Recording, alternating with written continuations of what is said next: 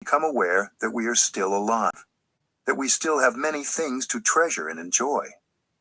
If we are not busy pushing down and managing our fear, we can enjoy the sunshine, the fog, the air, and the water.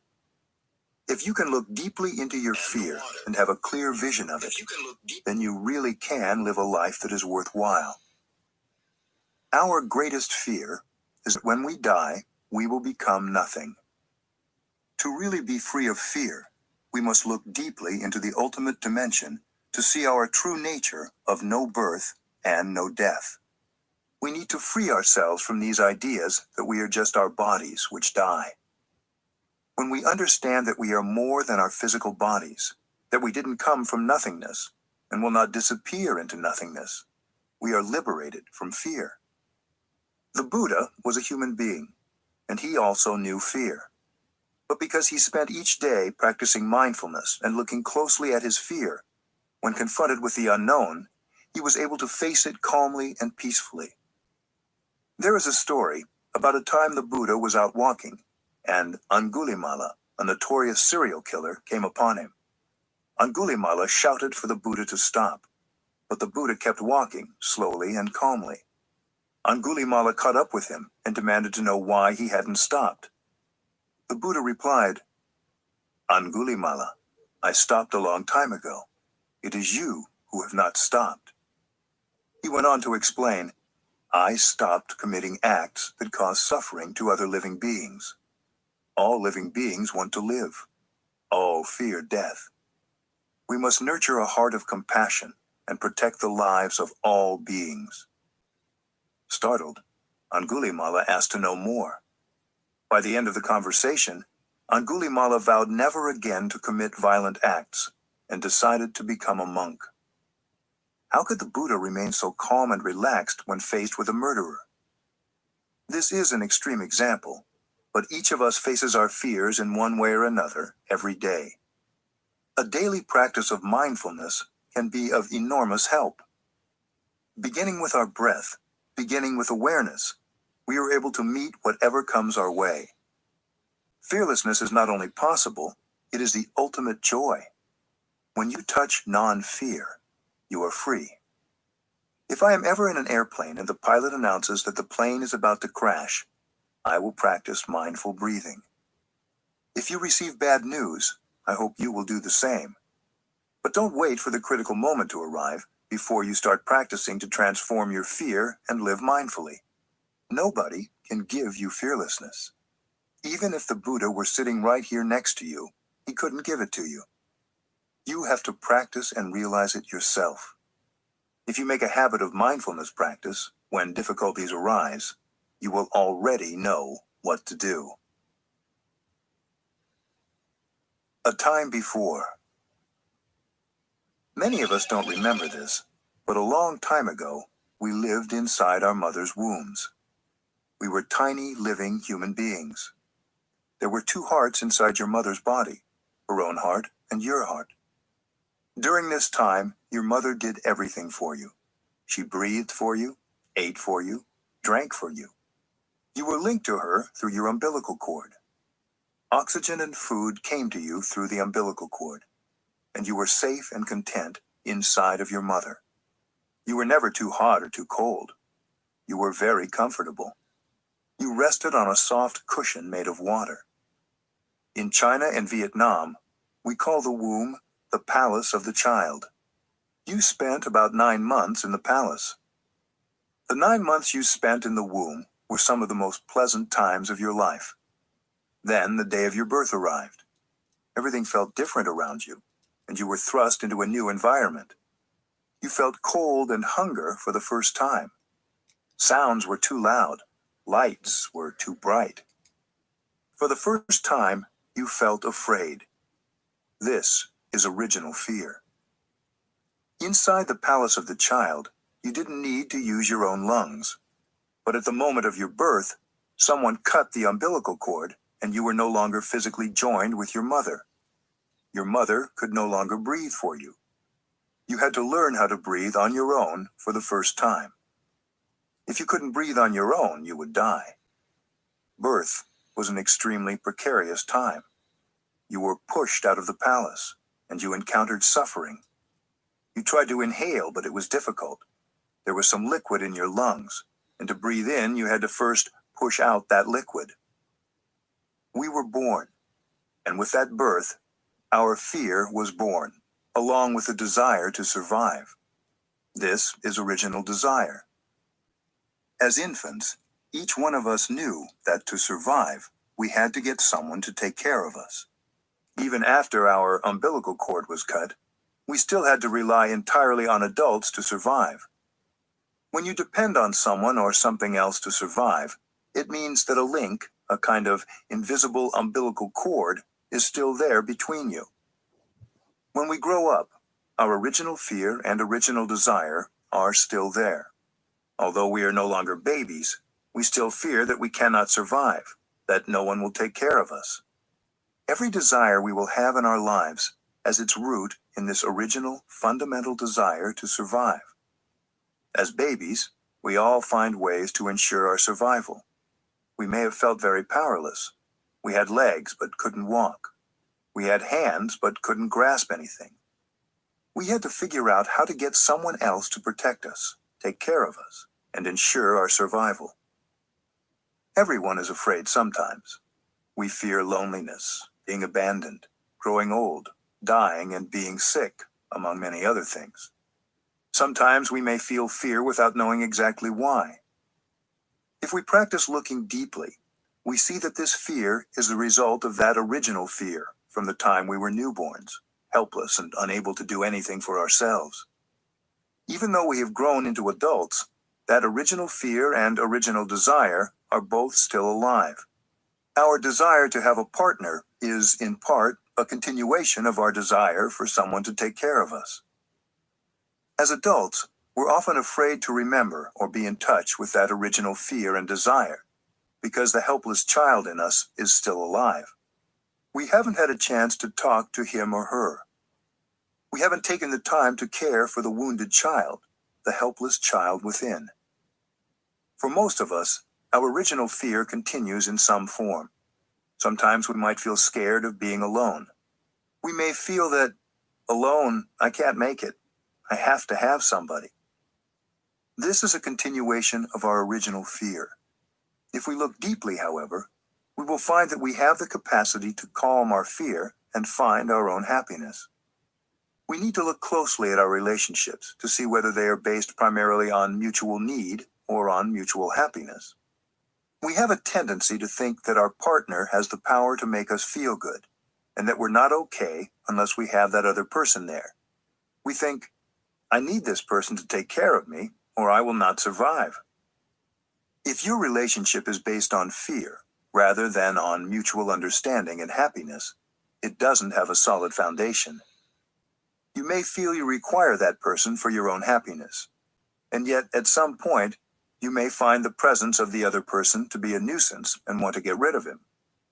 Then you know for sure that your feelings of peace and security did not really come from that person. Similarly, if you like to spend a lot of your time at a cafe, it may not be because that particular cafe is so interesting. It may be because you're afraid of being alone. You feel that you always have to be with other people. When you turn on the television, it may not be because there's a fascinating program you want to see. It's because you're afraid of being alone with yourself. If you're afraid of what other people might think of you, it comes from that same place. You're afraid that if others think negatively about you, they won't accept you, and you'll be left all alone, in danger. So if you need others to always think well of you, that is a continuation of that same original fear. If you regularly go shopping to buy yourself new clothes, it's because of that same desire. You want to be accepted by others. You're afraid of rejection. You're afraid you'll be abandoned and left alone, with no one to take care of you. We have to look deeply to identify the original primal fear and desire that are behind so many of our behaviors. Every one of the fears and desires that you have today is a continuation of original fear and desire. One day I was walking, and I felt something like an umbilical cord linking me to the sun in the sky. I saw very clearly that if the sun was not there, I would die right away. Then I saw an umbilical cord linking me to the river. I knew that if the river wasn't there, I would also die, because there would be no water for me to drink. And I saw an umbilical cord linking me to the forest. The trees in the forest were creating oxygen for me to breathe. Without the forest, I would die. And I saw an umbilical cord linking me to the farmer who grows the vegetables, wheat and rice, that I cook and eat. When you practice meditation, you begin to see things that other people do not see. Although you don't see all these umbilical cords, they are there, linking you to your mother, your father, the farmer, the sun, the river, the forest, and so on. Meditation can include visualization. If you were to draw a picture of yourself with these many umbilical cords, you would discover that there are not only 5 or 10, but maybe hundreds or thousands of them, and you are linked to them all. In Plum Village, where I live in southwest France, we like to use gathas, short practice poems that we recite silently or out loud throughout the day, to help us live deeply every action of our daily life. We have a gatha for waking up in the morning, a gatha for brushing our teeth, and even gathas for using the car or the computer. The gatha we say as we serve our food goes like this. In this food, I see clearly the presence of the entire universe, supporting my existence. Looking deeply into the vegetables, we see sunshine is inside them, a cloud is inside, the earth is inside, and a lot of hard, loving work is also there in the food before us.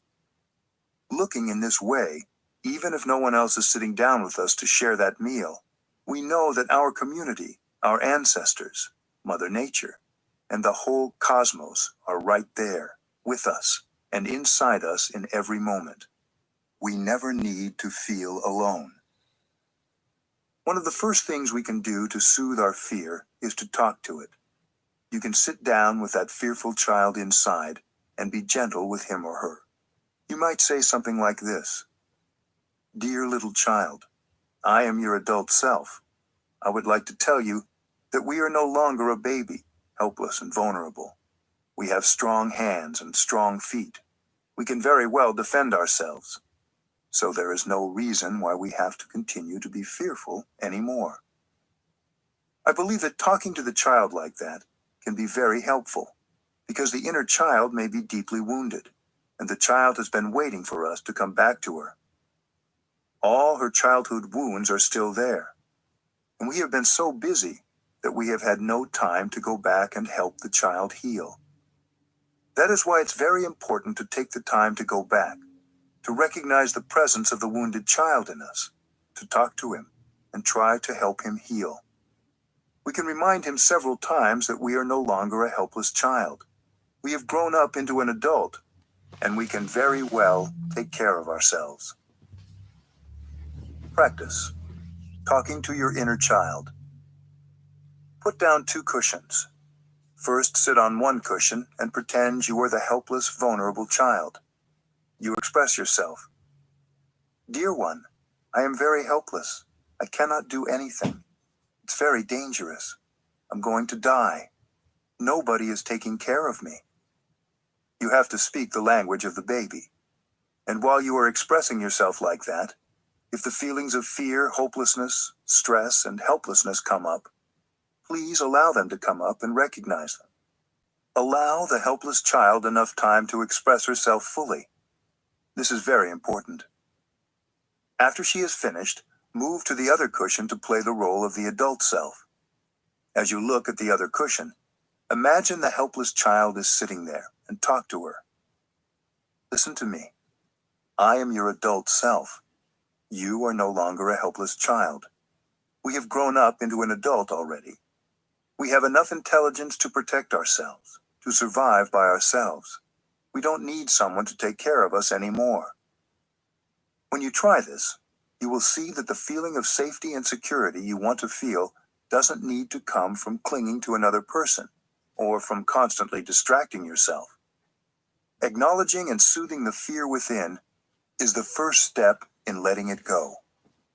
Understanding that we are now safe is essential for those of us who have suffered abuse, fear, or pain in our past. Sometimes we may need a friend, a brother, a sister, a teacher, to help us not fall back into the past. We have grown up. We're now capable, not just of defending ourselves, but of living fully in the present moment and giving to others. Original fear. Many of us often find ourselves thinking of things that stir up feelings of fear and sorrow. We have all experienced some suffering in our past, and we often recall our past suffering. We revisit the past, reviewing it and watching the films of the past. But if we revisit these memories without mindfulness or awareness, every time we watch those images, we suffer again. Suppose you were abused as a young child. You suffered greatly. You were fragile and vulnerable. You were likely afraid all the time.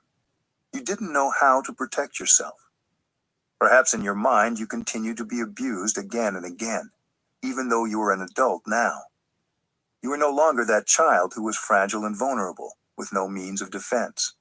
Yet you continue to experience the suffering of the child, because you always revisit those memories, even though they are painful. There is a film, an image, stored in your consciousness. Every time your mind goes back to the past, and you look at that image or watch that film, you suffer again.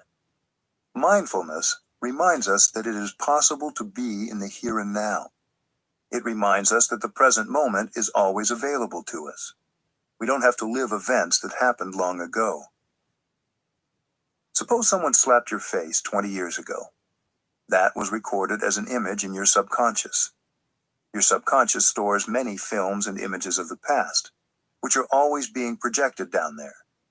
And you have a tendency to go back and watch them again and again. So you continue to suffer. Every time you see that picture, you are slapped again and again and again. But that is only the past. You are no longer in the past. You are in the present moment. That did happen, yes, in the past. The past is already gone. Now the only things left are pictures and memories. If you keep going back to the past to review those images, that is wrong mindfulness. But if we root ourselves in the present moment, we can look at the past in a different way and transform its suffering. Perhaps when you were a little child, people would sometimes take your toy away from you. You learned to cry, to try to manipulate the situation, or to smile so as to please your caretaker, to make her give back the toy. As a young child, you learn to produce a diplomatic smile. That's one way of dealing with the problem of survival. You learn without even knowing that you're learning. The feeling that you're fragile, vulnerable, unable to defend yourself, the feeling that you always need someone to be with you is always there. That original fear, and its other face, original desire, is always there. The infant, with his fear and his desire, is always alive in us. Some of us have depression and continue to suffer, even if in the present situation everything looks all right. This is because we have a tendency to dwell in the past. We feel more comfortable making our home there, even if it holds a lot of suffering. That home is deep down in our subconscious, where the films of the past are always projected. Every night, you go back and watch those films and suffer. And the future you constantly worry about is nothing other than a projection of fear and desire from the past. Don't fear the past. Because it's so easy to be caught in the past, it's helpful to have a reminder to stay in the present. In Plum Village, we use a bell. When we hear the bell, we practice breathing in and out mindfully, and we say, "I listen to the bell. This wonderful sound brings me back to my true home." My true home is in the here and now. The past is not my true home. You may want to say to the little one inside you, the past is not our home. Our home is here, where we can really live our life. We can get all the nourishment and healing we need here in the present moment. Much of the fear, anxiety, and anguish that we experience is there because the inner child has not been liberated. That child is afraid to come out to the present moment. And so your mindfulness, your breath, can help this child to realize that she is safe and can be free. Suppose you go to the movies. From your seat in the audience, you look up at the screen. There is a story. There are people on the screen interacting with each other. And down there in the audience, you cry. You experience. Do we mean a continuation of part 2 going live soon? Amen.